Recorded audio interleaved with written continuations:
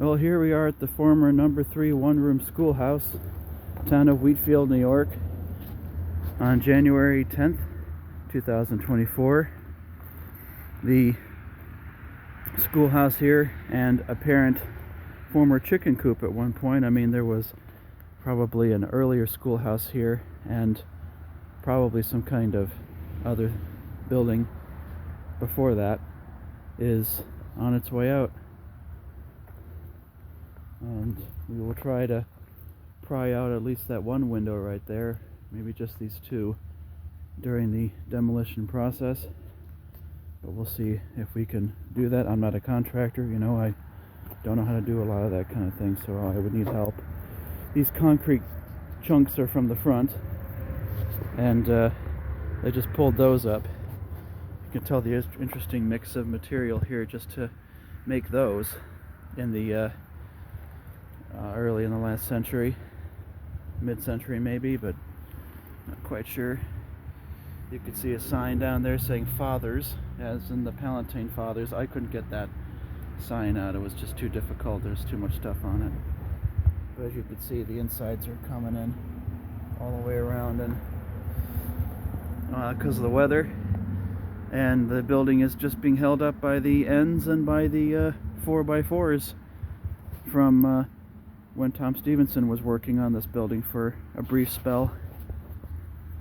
In the bottom of that stove and furnace area, you get a bricked up part of the bottom of it. You can tell the very nature of this. You can also see the beamwork. Some of these beams were probably part of a much older building and were repurposed in the 1880s for the schoolhouse that you see today. That was constructed at that time. But there had been a schoolhouse here for some decades beforehand, according to the maps, so those beams are probably from the earlier building that was here and taking the same basic form as the new one here we have now. Yeah, they were just pulling up some parts of it already to prep the site. It's the digger. The old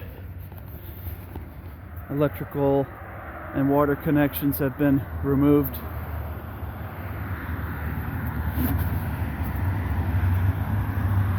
They had to come up here to reroute the water mains directly to the area where the newer buildings are back there and fix that connectivity issue before they take this down. That's the building itself here. These steps are not original, of course. These were tacked on in an attempt to give it a new entrance, but they're not really up to code, and so they couldn't have really worked out anyways. The asphalt shingles and the doors you see right here are all related to the church renovation work that they did on this in the mid to late 50s, when the school aspect closed down at that point. So that's all from the church. But originally it would have been basically one door and then a set of two doors on the inside. From there you would have entered into the classroom. And the classroom, of course, is the main bulk of the building you're seeing here. These windows are not stained glass, so we're not really looking at these. Well, that one is anyways, these two are, but we're not really looking at those windows. That's the view from the other side.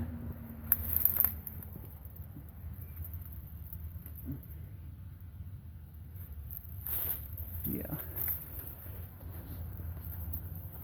We'll see what we can do yet, but this is pretty much the end of the road. It's 2025.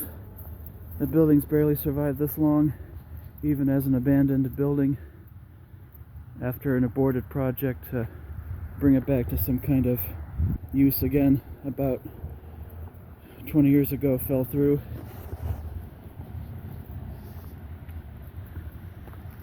We'll take a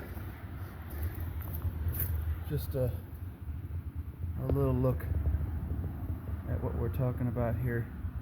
The green paneling covers over the original wall paneling that's behind it. The ceiling is original though, and you can still make out the ghosts of the lights that used to hang down from that ceiling. If you go in here, you see the linoleum floors, little bathroom thing here. These are all modifications from when it became a church. It was a church for the Shrine of the Infant Jesus, the Palatine Fathers order, and then it became another church for a little while. So since that time, since at least the 1970s or so, 80s, this has been left to its own devices and not doing great, obviously. So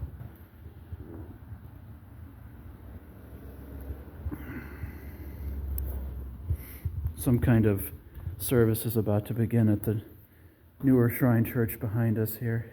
So we got cars and trucks and whatever coming in. This is a reconstruction of the original stage pulpit kind of thing that was here when this was a church.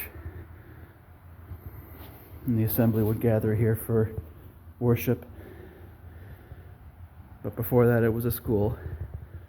Again, you can see these fixtures here. 1, 2, 3, going further back.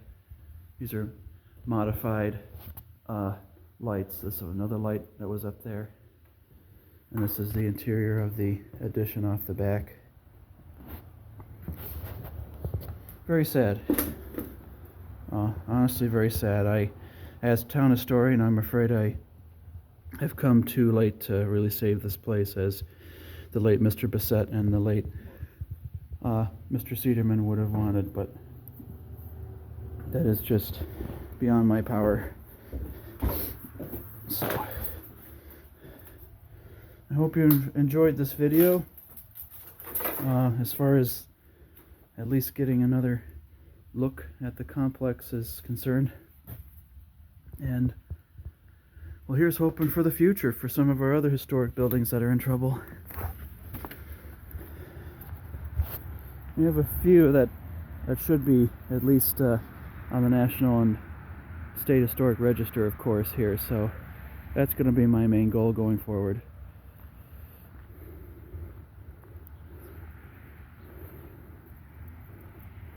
This is Justin Higner, Wheatfield Town Historian, January 10th, 2025.